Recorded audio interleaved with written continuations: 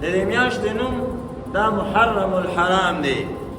د عزت په میاشتو کې دا یوه میاشته ده او اسلامي چې کم تاریخ دی د اسلامي کلندر دا لومبنی د تاریخ شروع د همدې میاشتې نه شوې ده و حضرت صاحب د اسلامي د میاشتو دا لومبنی میاشته ده. په دې کې ډېر لوی عظیم عظیم کارنامې قربان شمه شوي دي او فضیلت هم ډېر دی.